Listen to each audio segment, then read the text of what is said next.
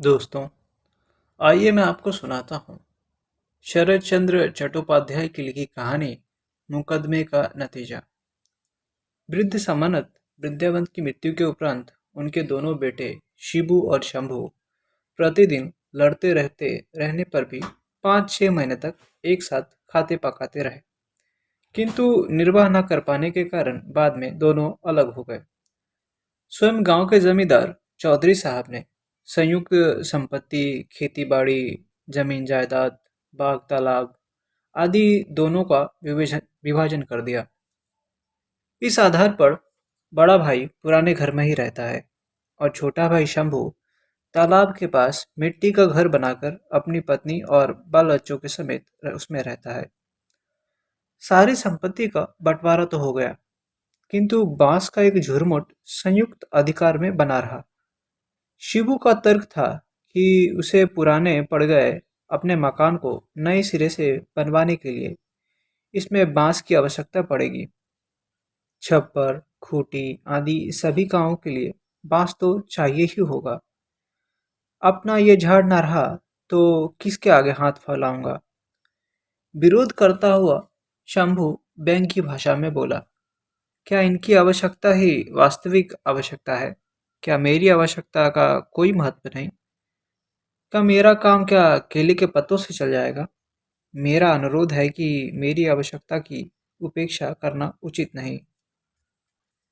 इस प्रकार दोनों की आवश्यकता की पूर्ति के इस साधन को दोनों की संयुक्त अधिकार में रहने दिया गया। इसका दुष्परिणाम ये हुआ कि शंभू द्वारा एक टहनी को काटने की चेष्टा करने पर शिबू गड़स्सा लेकर उस पर झपट्टा मारता और शंभू यदि शिबू की पत्नी के पास बांस के पास खड़ा भी देख लेता तो लाठी लेकर आ जाता। षष्ठी देवी की पूजा जैसी धार्मिक अनुष्ठान के अवसर पर भी बड़ी बहू गंगा मणि को थोड़े से बांस के पत्तों की आवश्यकता थी। इस गांव में यह आवश्यकता कहीं से भी पूरी की जा सकती थी, किंतु अपने यहाँ पत्ते सुलभ होने पर भी किसी दूसरे के आगे हाथ पसारना उचित नहीं लगा। इसके अलावा उसे सोचा कि उसका देवर अब तक तो खेत चला गया होगा और घर में अकेली रह गई छोटी बहू कोई बखेड़ा खड़ा नहीं करेगी। किंतु न जाने शंभू किस कारण उस दिन अभी तक खेत पर न जाकर घर में ही बैठा था। बासी भात खाकर हाथ मुंह धोने जा रहे शंभू के पास आकर छोटी बहू ने बड़ी बहू द्वारा किए जा रहे उत्पाद की जानकारी दी तो क्रोध में तमतमाते शंभू ने बांस के झुरमुट के पास पहुंचकर भाभी के हाथ से पत्ते छीन लिए और तोड़ मरोड़ कर इधर उधर फेंक दिए। इसी के साथ उसने अपनी भाभी को ऐसी खरी खोटी सुनाई कि बड़ी बहू तिलमिला उठी। भाभी के प्रति शंभू का ये व्यवहार निंदनीय निसंदेह था। क्रोध में उफनती बड़ी बहू ने खलिहाने अपने पति को बुलावा भेज दिया। शिबू कुछ असामान्य घट जाने की आशंका में हल चलाना छोड़कर हाथ में हंसिया लेकर घर पहुंचा। पत्नी की रुदन पर उत्तेजित शिबू ने हवा में हंसिया घुमाते हुए शंभू को चुनौती हुए स्वर में भद्दी गालियां दी, जिन्हें सुनकर लोग इकट्ठा हो गए। इतने पर भी संतुष्ट न होने पर वो अपनी शिकायत लेकर चौधरी साहब के जहां जा पहुंचा और उत्तेजित स्वर में बोला, यदि आपसे भी कुछ न्याय ना मिला तो मैं न्यायालय शंभू को विरुद्ध मुकदमा ठोक दूंगा। ऐसा ना कर पाने पर मुझे अपने आप को मर्द कहलाने पर भी लज्जा आएगी। शंभू अपनी भाभी के हाथ से पत्ती छीन के बाद हल चलाने के लिए खेत चला गया। स्त्री ने घर में अकेले रह जाने का रोना रोया, किंतु शंभू ने ध्यान ही नहीं दिया। पति के आने पर शेरनी बनी जेठानी ने आसमान सिर पर उठाया और सारा मोहल्ला इकट्ठा कर लिया। जेठ ने आकर जो सुनाया उसका वर्णन करना भी उचित नहीं लगा। छोटी बहू ने छोटी होने का लोक मर्यादा का निर्वाह करते हुए चुपचाप सब सह सुन लिया। इससे उसका तन बदन जलने लगा। पति पर भी उसका क्रोध अपने चरम उत्कर्ष पर था, जिसके कारण उसने खाना पकाने का विचार भी छोड़ दिया। वो उदास भाव से पैर पसार कर लेट गई और सुबकने लगी। बांस के दो पत्ते के लिए देवर दुआ किए गए अपमान को न पचा पाती बड़ी बहू ने अपने घर अनशन पर बैठ गई।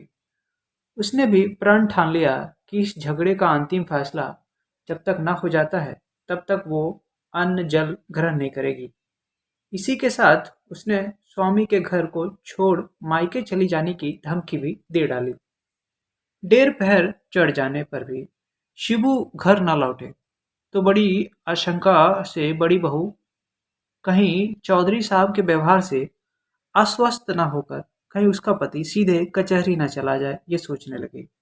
इतने में बड़े जोर से दरवाजा खुलने की आवाज आई और उसी के साथ शंभू का 16 साल का बड़ा लड़का गयाराम भीतर प्रवेश किया।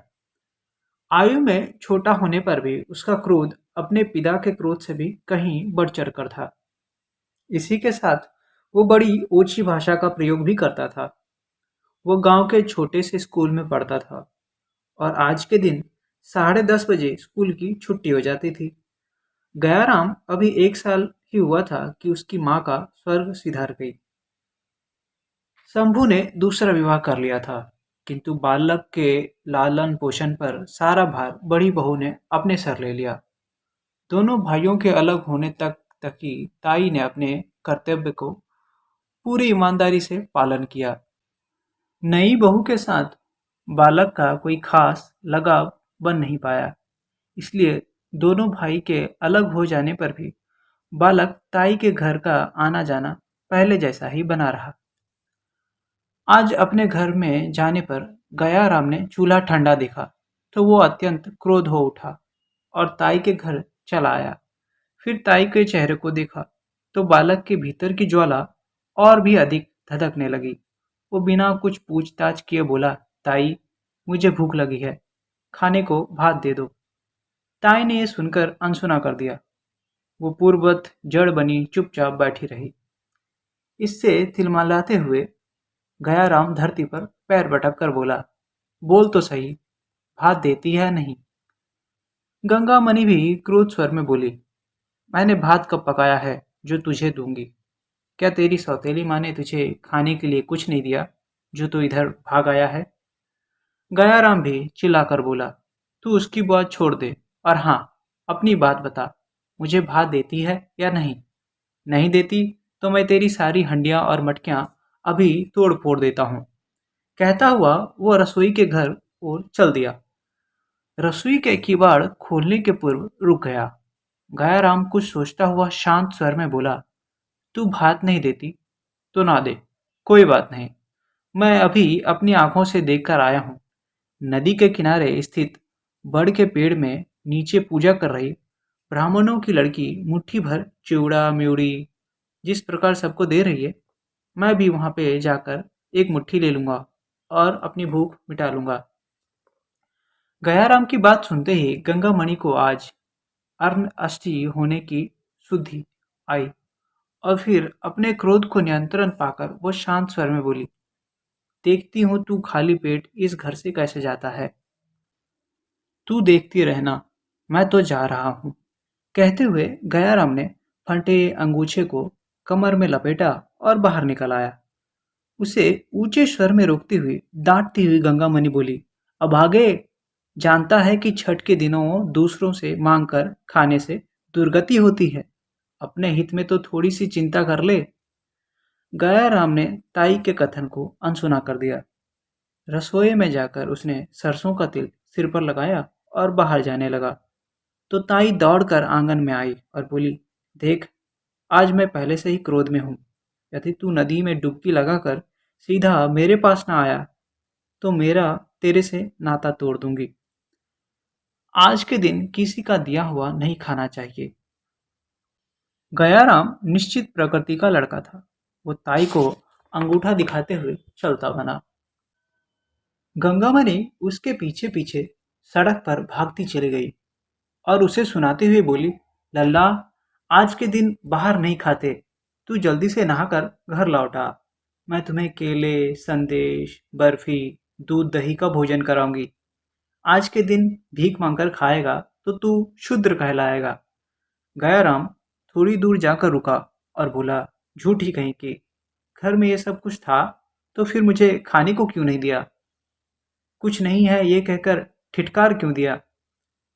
गाल पर हाथ रखकर हैरानी प्रकट करते हुए गंगामणि बोली, अरे दुष्ट, मैंने कब कहा कि घर में कुछ खाने को नहीं है? डाकुओं की तरह तुम्हारे घर में घुसना, बिना नहाए और बिना बातचीत किए खाने पर लपकना, ये भी कोई तरीका हुआ? तू पूछता, ताई आज खाने में क्या देती, तो मैं तुझे सब बताती। अब बहस मत कर, जल्दी से नहा कर आ। खाने को बहुत कुछ मिलेगा, कोई कमी नहीं है। गयाराम बोला, रोज रोज तुम दोनों लड़ती हो और चुप होकर बैठ रहती हो, रसोई की ओर झांकती तक नहीं। इसलिए दोपहर में मुझे सूखा भात खाकर ही पेट भरना पड़ता है। आज ना मुझे तुम्हारा कोई फलहार चाहिए, ना दूध दही, और ना ही कुछ और चाहिए। मैं तो चला। गंगामणि बेटे के व्यवहार से व्यतीत हो उठी और अपनी कसम देकर बोली, मेरा राजा बेटा है ना, मेरा कहना मान ले। आज किसी से भीख का सेवन बिल्कुल ना करना। देख, जल्दी से नहाकर लौट आ, मैं तुझे 4 पैसे भी दूंगी। गंगाराम ने मुंह फेरकर ताई की ओर देखते हुए कहा। मैं चलते चलते बोला, मुझे ना तुम्हारे पैसे चाहिए और ना ही तुम्हारा बढ़िया खाना पीना। तुम्हारे पैसे भी तुम ही रखो और फल फूल भी तुम ही रखो।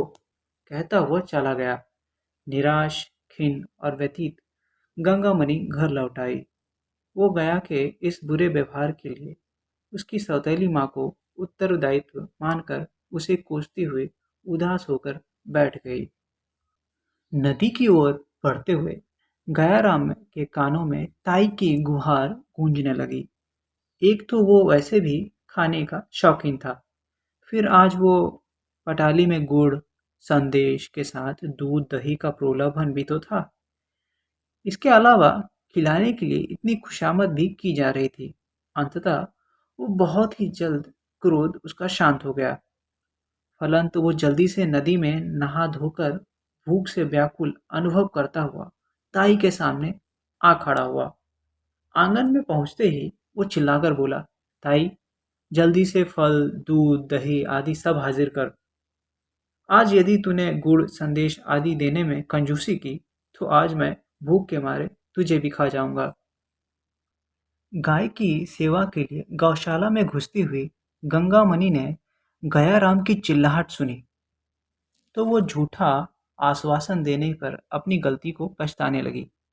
घर में दूध दही चिवड़ा और गुड़ तो था, परंतु केले संदेश और पटाली गुड़ आदि तो उसने वैसे ही नाम ले लिए थे। उस समय तो गया को भीख का अन्न खाने से रोकना था। वो परिजन तो सिद्ध हो गया, किंतु अब समस्या स्थिति को संभालने की थी।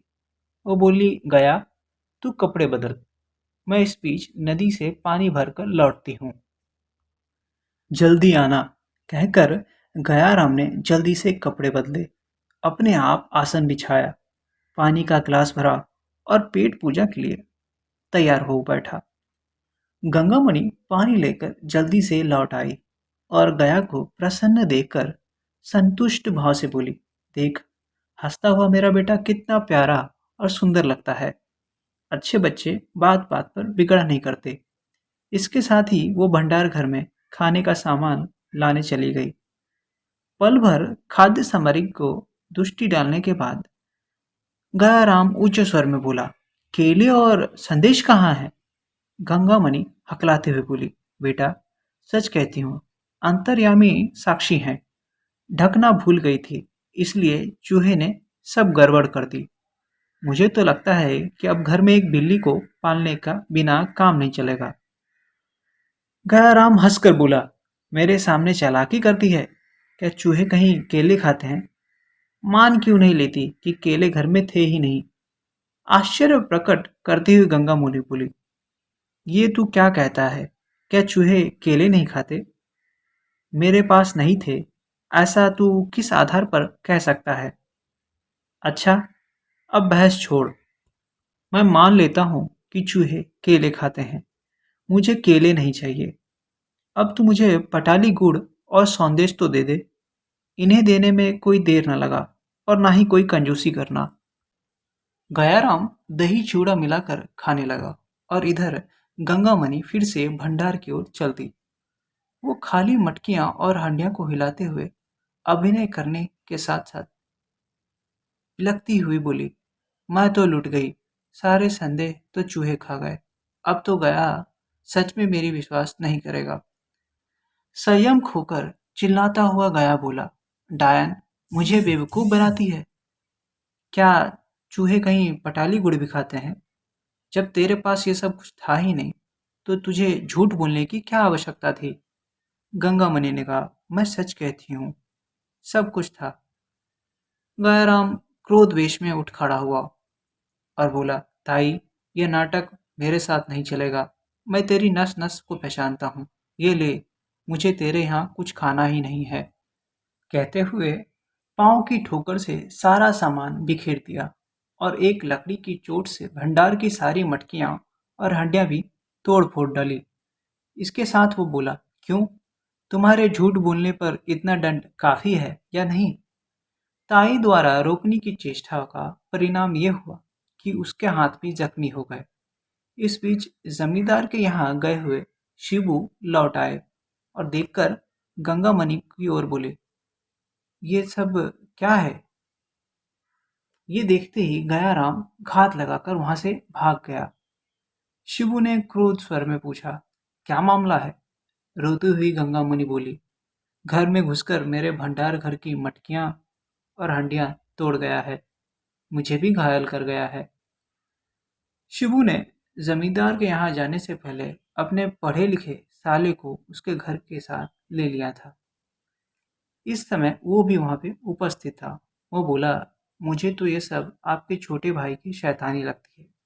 उसने लड़के को सिखा पढ़ाकर ये नुकसान कराया है। क्यों दीदी, क्या मैं गलत कह रहा हूँ? उस समय उत्तेजित एवं दुखी गंगामणि अपने भाई के हाँ में हाँ मिलाकर बोली, भैया, तुम सच कहते हो। ये इनके छोटे भाई और छोटी बहू की शिक्षा का फल है। ये कहकर उसने अपने घर के साकार लगाई हुई हाथ में लकड़ी ली और लेकर आंगन में आकर चिल्लाने लगी, क्यों देवर जी, बेचारे लड़के को क्यों सिखाते फिराते हो? लो, मैं खड़ी हूँ, मुझे जितना पीटना है आकर पीट लो, चाहो तो दोनों बाप बेटे मिलकर ही प्रयास कर लो। फलहार करने से निवृत्त हुए शंभू ने हाथ में जलती लकड़ी लिए आंगन में खड़ी भाभी के रुद्र रूप को देखा तो हैरान होकर बोला, आखिर हुआ क्या है? कुछ बताओगे तो पता चलेगा। अपनी पत्नी को उलझता देखकर जमींदार के यहाँ से निराश लौटे शिबू का अभी तक नहाना खाना भी नहीं हुआ था। घर में इस प्रकार नए कांड को देखकर वो एकदम अशांत और असंतुलित हो उठा था।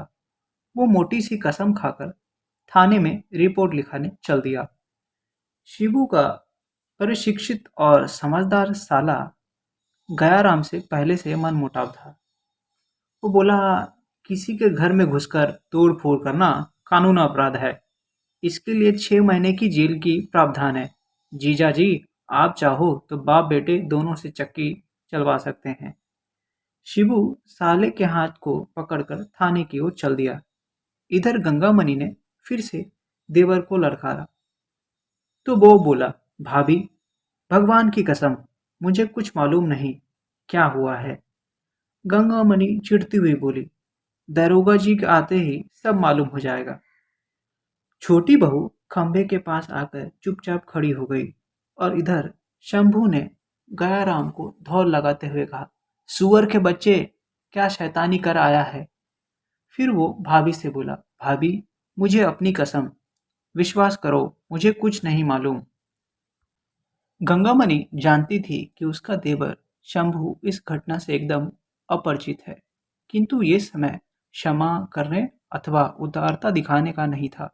अंततः बाप पर बेटे के आने का दोष लगाते हुए गंगामणि ने खूब बढ़ चढ़कर गयाराम की धूर्तता का वर्णन किया। कम बोलने वाली छोटी बहू ने कहा, कब से मैं आपसे इस लड़के की उदरनता की शिकायत कर रही हूँ। एक दिन ये मेरे बेटे को भी निकल जाएगा। पक्का पिशाच है। मेरी बात पर तुम्हें विश्वास नहीं होता? क्या अब अपनी भाभी के कथन को भी अनसुना कर दोगे? शंभू ने गिर गिराकर पूछा, भाभी, कहीं भैया सचमुच तो थाने नहीं चले गए? देवर की दीनता को द्रवित होकर गंगामणि बोली, देवर जी, तुम्हारे भैया पंचू के साथ लेकर थाने ही गए हैं। पति को डर से कांपते हुए देखकर छोटी बहू बोली, कितने दिनों से आपसे कह रही हूँ, नदी के उस पार बन रहे सरकारी पुल में गया को काम लगा दो। वे चाबुक की चोट से काम लेते हैं, लल्ला को अकल आ जाएगी। मेरी ना मानकर लड़के को स्कूल भेजने का क्या लाभ होगा? वो कौन सा वकील या जज बन जाएगा? शंभू दुखी स्वर में बोला, क्या तुझे इस लड़के पर जरा भी मोह नहीं आता? मैंने सुना है कि वहाँ बहुत सारे मजदूर खुदाई में दब कर मर जाते हैं। इस हालत में मैं अपनी छाती पर पत्थर कैसे रख लूं? छोटी बहू बोली, तो फिर बाप बेटे जेल की रोटियां तोड़ो। भाभी की खुशामद करता हुआ शंभू बोला, अब की बार क्षमा कर दो। मैं भैया को संभाल लो भाभी। मैं कल ही अपने लड़के को पुल के काम में लगा देता हूँ। ना ये कहीं जाएगा और ना ही शैतानी करेगा। छोटी बहू जेठानी से बोली, जब झगड़े की जड़ लड़का ही है तो जीजी, मेरी समझ में ये नहीं आता कि तुम इसे अपने घर घुसने क्यों देती हो। मेरा कहना तो सबको बुरा ही लगता है, किंतु पिछली बार भी इस लड़के ने तुम्हारा बर्तन तोड़ डाला था। अरे लातों के भूत कहीं बातों से नहीं मानते। मैं कहती हूँ पुल के काम में लगा दो, आदमी बन जाएगा। शंभू ने कसम खाकर कहा, कल इस छोकरे को काम पर लगाऊंगा, इसके बाद ही अल और जल ग्रहण करूंगा। गंगामणि हाथ की लकड़ी ने फेंक दी और वो बिना कुछ बोले चली गई। तीसरे पहर गंगामणि अपने भूखे प्यासे पति और भाई के लिए भोजन खिलाने पिलाने की तैयारी में जुट गई कि कहीं से गयाराम आ धमका। घर में ताई को अकेला देख पाकर उसके पीछे जाकर खड़ा हो गया और उसे पुकारा, बोला, ताई। थका मांदा गयाराम धम से आकर घर में बैठ गया।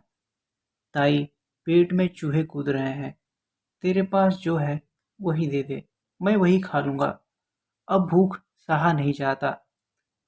शांत हुई गंगामणि फिर से क्रोध हो उठी। उत्तेजित स्वर में बोली, ढीठ, बेशरम, बेहया, फिर यहाँ चला आया मांगने के लिए। चल निकल यहाँ से, नहीं तो जूतों से पिटाई करूंगी। गयाराम बोला, क्या तू सचमुच चले जाने को कह रही है? गाली बकती हुई ताई बोली, हरामजादे, नहीं तो क्या मैं तुम्हारे साथ मजाक कर रही हूँ? गयाराम बोला, ताई, तेरे सिवा मेरा कोई सहारा है ही नहीं। तूने चूहे का नाम लेकर झूठ बोला, इस पर मुझे क्रोध आ गया था। सीधे सीधे कह देती कि घर में यही था, तो फिर देखती मैं क्या खाता नहीं। डायन, अब क्या भूख है मत मार, जल्दी से कुछ खाने को दे दे। थोड़ा शांत होकर गंगामणि बोली, भूख लगी है तो सौतेली माँ के पास क्यों नहीं जाता? सौतेली माँ के नाम सुनते ही उत्तेजित स्वर में बोला, उसका तो मैं कभी मुंह भी नहीं देखूंगा।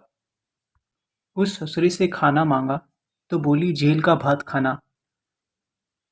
मैंने तेरे पास आने की कही तो वो फिर उस ससुरी ने मेरे पिता को उल्टी सीधी पट्टी पढ़ाई।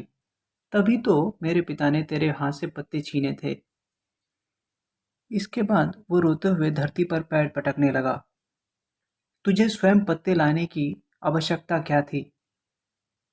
तुझे क्या मिला इससे? अपना सम्मान गवाया और तकरार बढ़ी। एक दिन मैं इस झुरमुट में आग ही लगा दूंगा। मुझे कह दिया होता तो क्या मैं तुझे लाकर नहीं देता?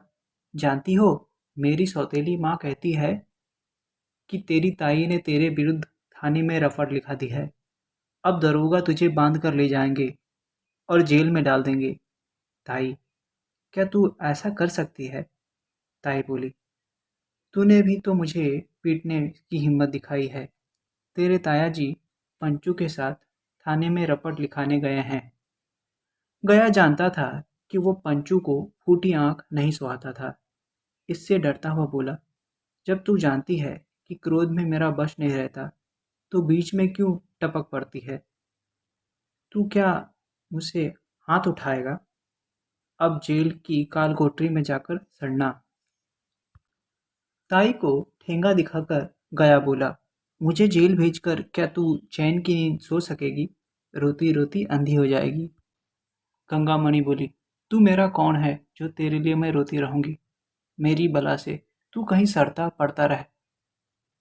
चिल्लाकर गया बोला, पहले कुछ खाने को दे दे, सुबह से भूखा हूँ, ये बातें बाद में कहती रहना। गमगा मणि के मुंह खोलने से पहले ही शिबू घर लौट आए और अपने घर में गयाराम को देखकर आग बबूला हो उठे। गया को गाली बकता हुआ शिबू पंचू को उसे पकड़ने की ओर और उसे पिटाई करने के लिए कह गए। बिजली की से भी तेज भागा गया और पंचू को सुनाकर बोला, एक दिन मैं भी तेरी टांग न तोड़ दी तो मेरा नाम भी गयाराम नहीं और मैं भी अपने बाप का बेटा नहीं। पलक झपकने की ही देर थी कि ये सब हो गया। गंगामणि देखती रह गई। वो बेचारी किसी को कुछ कह ना सकी। शिबू ने क्रोध स्वर में अपनी पत्नी से कहा, ये सब तेरी लाड़ प्यार का नतीजा है। मैं तुझे अपने सिर की कसम देता हूँ, आज के बाद ये छोकरा कभी भी इस घर में घुसना नहीं चाहिए। पंचू बोला, दीदी, यदि तू इसे अपने घर में आने देगी तो ये दुष्ट अपने प्रण को सच करने के लिए मेरी टांग तोड़ देगा। तेरा कुछ नहीं बिगड़ेगा, किंतु मैं अपंग हो जाऊंगा। शिबू ने कहा, पंचू, तू चिंता मत कर, कल मैं सवेरे ही उसे पुलिस के हवाले कर दूंगा। गंगामणि जड़ बनी चुपचाप बैठी रही। वो मुंह से एक शब्द भी बोल न सकी। पंचू डरपोक था। अंततः वो रात में घर न जाकर जीजा जी के यहाँ ही सो गया। दूसरे दिन दक्षिणा मिलने पर दरोगा जी और सिपाही चौकीदार के साथ अपने मामले की तहकीकात करने घटनास्थल पे वहां पहुंचे। अभियुक्त काफी बड़े थे। दूसरों के घर में जबरदस्ती घुसना, सामान की चोरी तथा जलती लकड़ी से महिला को मारना पीटना तथा उधम मचाना आदि। दरोगा साहब के आने पर पूरे गांव में तहलका सा मच गया। हलचल मचना तो स्वाभाविक ही था। मुख्य अभियुक्त गयाराम को बहला फुसला कर पकड़ लाया गया। दरोगा जी उनके अमले को देखते हुए गयाराम फूट फूट कर रोने लगा और बोला, घर में सब लोग मेरी जान के दुश्मन बन गए हैं और वो मुझ जैसे निरपराध को जेल भेजने पर तुले हुए हैं। वृद्ध दरोगा अभियुक्त की आयु और उसके करुण क्रंदन को से देखकर द्रवित हो उठे और उन्होंने मधुर कंठ में पूछा, गयाराम, क्या तुझे अपने इस घर में कोई प्यार नहीं करता? गया बोला, केवल ताई जी को छोड़कर कोई व्यक्ति मुझसे प्यार नहीं करता। दरोगा ने पूछा, तुझसे ही प्यार करने वाली तेरी ताई को तूने पीटा क्यों? गया बोला, नहीं साहब, मैं उसे क्यों मारूंगा? किवाड़ की ओट में खड़ी ताई की ओर देखते हुए उन्मुख होकर बोला, ताई, साहब को बताना, क्या मैंने तुझे कहीं पर हाथ उठाया है या कभी तुझे पीटा है? समीप बैठे पंचू ने कहा, जीजी, हुजूर को सच सच बता दे, कल दोपहर में तुम्हारे घर में घुसकर इस झूठे शैतान ने लकड़ी से क्या तुझ पर प्रहार नहीं किया था? धर्ममूर्ति दरोगा जी के सामने झूठ बोलने का परिणाम अच्छा नहीं होगा। गंगामणि को फुसफुसाहट की स्पष्ट वाणी देते हुए पंचू ने कहा, हुजूर, मेरी जीजी जान मारे की यकीन भर रही है। गया क्रोध बेश में आकर बोला, पंचू, तुझे झूठ बोलने का दंड देना ही पड़ेगा। तू अकारण ही मेरे पीछे पड़ा है। मैंने भी तेरी टांग नहीं तोड़ी तो? पूरी बात करने से पहले ही उसे रोना आ गया। पंचू दरोगा की ओर उन्मुख होकर चिल्लाते हुए बोला, हुजूर, अब तो आपने अपने कानों से सुन लिया। जब हुजूर के सामने ही वो इस तरह से बक रहा है तो हुजूर के पीछे तो ये बहुत कुछ कर सकता है। हुजूर, इस सांड को खुला मत छोड़िए। दरोगा सुनकर मुस्कुरा दिए। रोता बिलखता गया बोला, मेरी अम्मा नहीं है, नहीं तो मेरा पक्ष वो लेती। ये बात बोलते बोलते वो अधूरी बात ही बोलकर माँ की याद में टप टप आंसू बहाने लगा।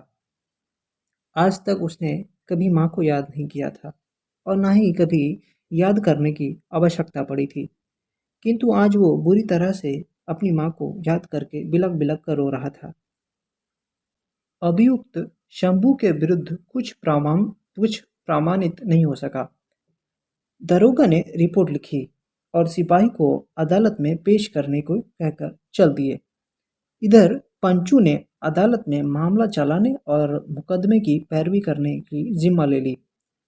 गांव में उसने ये प्रचार कर दिया कि उसकी बहन को पीटने और घर में तोड़-फोड़ करने की जुर्म में दरोगा जी उसे जेल भेजने के लिए अदालत में सिफारिश कर गए हैं। गया लापता हो गया। गांव में शिबू के इस आचरण पर थू-थू हो रही थी। शिबू एक-एक से तकरार करता फिरता था, किंतु उसकी पत्नी किसी से कुछ नहीं कहती थी। गया की दूर की मौसी गंगामणि के पास आकर उसे खूब खरी-खोटी सुनाई, किंतु गंगामणि कुछ नहीं बोल बोली। शिबू ने पड़ोसने से ये सब सुना तो पत्नी से बोला, क्या तू गूंगी हो गई है जो चुपचाप अपना अपमान कराती फिरती है? गंगामणि बोली, बहस करने से क्या लाभ? शिबू ने कहा, मैं घर पर होता हूँ तो उस शैतान स्त्री को झाड़ू मारकर घर से भगा देता हूँ। इस पर गंगामणि बोली, तो फिर अब अपना काम धंधा छोड़कर घर में ही बैठा करो। और ये कहकर वो अपना काम निपटाने लगी। इधर शिबू को घर में ना पाकर शंभुत झुरमुट के कितने बांस काट कर ले गया था। काटने की आवाज बाहर सुनाई गई थी, पर गंगामणि ये सब अपनी आंखों से देखा भी था, किंतु रोकना टोकना तो दूर, बिना पास फटके उल्टा उल्टे पैर लौट गई। 2 दिनों के बाद शिबू को पता चला तो वो अपनी पत्नी से बोला, क्या तुमने अपने कानों में रुई ठूस रखी है जो पास में कट रही बांस को आवाज भी तुझे सुनाई ना दे सकी? गंगामणि बोली, मैंने सुना ही नहीं, अपितु अपनी आंखों से देवर को बांस काटते हुए देखा भी। क्रोध हुए शिबू ने कहा, तो फिर मुझे बताया क्यों नहीं? गंगामणि बोली, क्या बताती? क्या देवर जी पर उसका बराबर का हिस्सा नहीं है? ये अकेले क्या हम लोग का ही है? हैरान परेशान हुए शिबू बोला, तेरा दिमाग तो खराब लगता है। शाम को कचहरी में से थका मांदा घर लौटा पंचू धम से धरती पे आ बैठा। गाय बैलों की कुट्टी काट रहे तैयार कर रहे शिबू की दृष्टि पंचू के खिले चेहरे पे पड़ी। उसने संकोचाते हुए पूछा, क्या कोई नई अद्भुत घटना घटी है? मुस्कुराता हुआ पंचू बोला, जो मुझे करना चाहिए था वो करके आया हूँ। उस साले गया की गिरफ्तारी का वारंट निकलवा दिया है।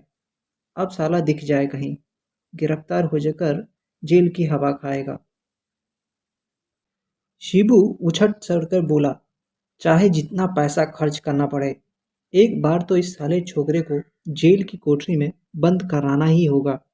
इसके बिना मुझे शांति नहीं मिलेगी। शिबू और पंचू को गुट बैठकर और हुक्का गुड़गुड़ाते रात के 11 बज गए थे, किंतु खाने पीने की कोई पुकार नहीं आई। शिबू उठकर रसोई में गया तो अंधेरा और खामोशी देखकर लौट आया। सोने के कमरे में जाकर शिबू ने देखा कि उसकी पत्नी चटाई पे लेटी पड़ी है। उसने पूछा, क्या तूने खाया या नहीं? तूने हमें आवाज क्यों नहीं लगाई? गंगामुनि बोली, मैंने कहाँ खाया है? क्या तूने अभी तक कुछ पकाया नहीं? गंगामुनि बोली, नहीं, मेरी तबीयत ठीक नहीं। भूख से बिलखते और क्रोध में तिलमिलाते शिबू ने अपनी पत्नी को लात मारते हुए कहा, निकम्मी कहीं की, रोज रोज तबीयत खराब होने का बहाना करके सोती रहती है। खाना नहीं पकाया तो फिर यहाँ रहती क्यों है और किस लिए रहती है? मेरे घर से निकल जा। कहते हुए शिबू ने अपनी पत्नी की चोटी खींचकर उसे घर से बाहर धकेल दिया। घर की चौखट के पास धरती पर रात भर गंगामणि चुपचाप पड़ी रही। कलहांत उस रात न खाना बना और न ही किसी ने कुछ खाया। सवेरे गंगामणि कहीं दिखी ही नहीं। पंचू का अनुमान था कि वो उसके घर चली गई होगी, किंतु शिबू इस पर विश्वास न कर सका। पत्नी के इस व्यवहार से चिंतित और व्यथित शिबू मुकदमे की ओर पैरवी में भी दिलचस्पी न ले सका। इसके साथ वो अपनी पत्नी से भी विरक्त हो उठा, जिससे उसने अपनी पत्नी को ढूंढने का भी कोई प्रयास नहीं किया। शाम को गंगामणि के मायके में ना होने का समाचार पंचू लेकर आया और बोला, हो सकता है बुआ के घर चली गई होगी। धनी परिवार में विवाहित पंचू की बुआ गांव से 5-6 कोस दूर कहीं रहती थी। विशेष पर्व, उत्सवों और समारोहों में वो गंगामणि को आमंत्रित करते थे। अपनी पत्नी से अधिक प्रेम करने वाले शिबू ने क्रोध में कह तो दिया कि जहाँ तुझे सिंह समाए वहीं चली जा, मुझे तेरी कोई चिंता नहीं। किंतु अब वो भीतर ही भीतर उसे चिंता में घुलने लगे। किसी भी काम में उनका मन नहीं लगता था। वो विक्षिप्त सा बन गया था। 7वें दिन अपने अहंकार में दबा हुआ शिबू ने पत्नी के लाने के लिए उसकी बुआ के घर अपनी गाड़ी भेज दी। दूसरे दिन गाड़ीवान ने आकर बताया कि बड़ी बहू वहाँ भी नहीं है। इधर शिबू सारा दिन बिना नहाए खाए पिए पागलों की तरह घर में लेटा पड़ा रहा। शाम को पंचू ने आकर कहा, जीजा जी उसका पता चल गया है। उत्सुकता में एकदम चौंकने में शिबू ने पूछा, कहाँ है वो? सच तो है ना? चलो उसे अभी लेकर चलते हैं। गाड़ी निकालो। पंचू बोला, सामंत साहब, मैं जीजा जी की बात नहीं कर रहा हूँ। गया का पता चल गया है। शिबू बिना कुछ बोले फिर से चित्त हो गया। पंचू अपने जीजाजी को समझाने लगा कि गया को गिरफ्तार कराने का अवसर इस बार हाथ से नहीं देना जाना चाहिए। मैं तो कहता हूँ कि जीजी को भनक पड़ने से पहले ही उस पापी को जेल में भिजवा देना चाहिए। उदास स्वर में शिबू बोला, पंचू पहले तेरी जीजी को घर लौट आने दे, फिर गया के बारे में सोच लेंगे। पंचू बोला, नहीं, जीजी रुकावट डाल देगी। उसके लौट आने पर यह काम कभी नहीं हो सकेगा। शुभ कार्य को निपटाने में देर नहीं करनी चाहिए। शिबू राजी हो गया, किंतु उसकी उजड़ और घर वाले की ओर दूसरी तरफ उजड़ने की उत्साह में कोई उत्साह न रही। अगले दिन पंचू सरकारी अमले को लेकर गिरफ्तार करने गया की ओर चल पड़ा। मार्ग में उसने बताया कि बड़ी कठिनाई से कहीं पंचू की पक्की सूचना मिली थी कि शंभू का लड़का नाम बदलकर उस पंचला की सरकारी पुल में काम पर लग गया है। उसे वहीं गिरफ्तार करना होगा। शिबू ने कोई प्रतिक्रिया प्रकट नहीं की। वो एकदम से चुप्पी साधे रहा। दोपहर को अब वो गांव की प्रविष्ट हो हुए। गांव के मैदान में पुल बनाने के काम आने वाले सारे सामान यानी कि लोहा, लकड़ी आदि बिखरा पड़ा था। चारों ओर मजदूरों का निवास था। वो छोटी छोटी झोपड़ियां बनी थी। काफी पूछताछ के बाद किसी एक ने बताया, क्या आप लोग बंगले में लिखा पढ़ी काम करने वाले एक नए छोकरे के बारे में पूछ रहे हैं? पंचू ने हाँ कहने दिया तो उस आदमी ने एक कोठरी की ओर संकेत किया। तो वो लोग वहाँ चुप के दबे पांव वहाँ पहुँच गए। गयाराम की आवाज़ सुनकर तो मानो पंचू की खुशी खिल उठी, परंतु भीतर की दृष्टि को देखते हुए उसका चेहरा क्रोध और दुख और लज्जा से काला पड़ गया। उसने देखा कि उसकी जीजी द्वारा पकाए गए और परोसे गए भात को गयाराम आनंद से खा रहा है और गंगामणि उसे प्रेम से पंखा कर रही है। अपने पति को देखकर गंगामणि ने पल्लू खींचकर सिर पे ढका और संयत स्वर में बोली, आप दोनों शांत होकर नदी से स्नान करके लौटो, तब तक मैं फिर से भात पकाकर तैयार करती हूँ।